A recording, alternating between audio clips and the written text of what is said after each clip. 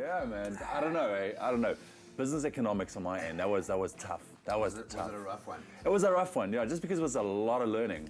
It's a lot of That's learning. school, dude. That's what school's But about. yeah, hey, but looking back at it now, actually, I miss it. I miss it. It was great. But listen, let's Speaking talk of sport. learning.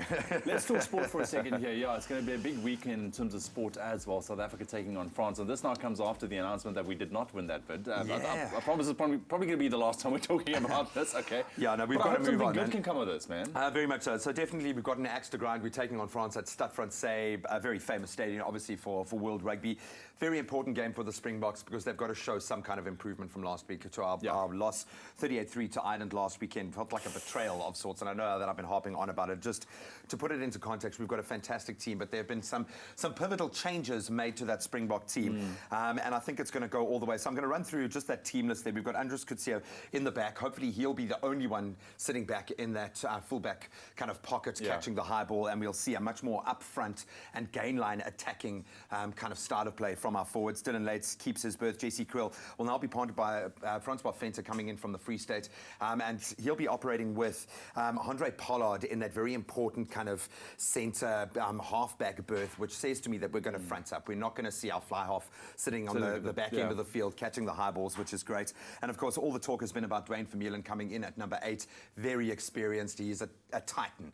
He's a fantastic ball carrier, but he's also a leader, and that experience will come to bear, and hopefully he'll bring some calm and some good decision-making skills there as well. But in your opinion, I mean, do you think that the decisions, especially with concerns with the back line as well, has been good decisions in terms of placing those players there? Yeah, very much so. I think it doesn't feel like the players that have been taken out, not necessarily on form. And I think with Alton Yankees, Alistair Coetzee was kind of very overt in him saying that he wasn't taken out because he played badly last week. It was a tactical failure last week, not necessarily a player's failure. Maybe in decision-making, but not in what they did.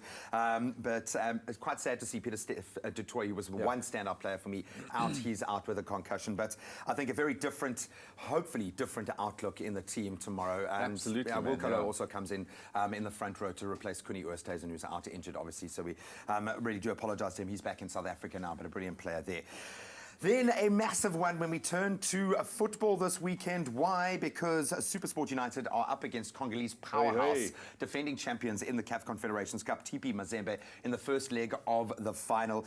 Jeremy Brockie has been a star for SuperSport United. In fact, he's the tournament's top goal scorer, 10 goals in the tournament so far, and he's also performing on home turf as well in the local league. It's going to be a very tough one. When we look at their runs, currently SuperSport unbeaten in 13 games in the CAF Confed Cup, but TP Mazembe unbeaten in 17 games. We finished behind them in the group stages. This is going to be a tough task, but SuperSport seem up to it. They've got the fans behind them. They've got the right kind of dynamic in that team, and they know how to score goals. Not a very South African thing at the moment, but they've got a clinical finishing capability, so we wish them all the best of luck. Playing away is always tough. This is the first leg. We want to get a win. We want to get that aggregate in our favour. Awesome, Graham. Thank you very much, man. So make sure you get the snacks ready. Get the snacks ready. Get the biltong out and support our sports stars out on the fields this weekend. That's a wrap of your weekend sports here on your Feel Good Breakfast Show.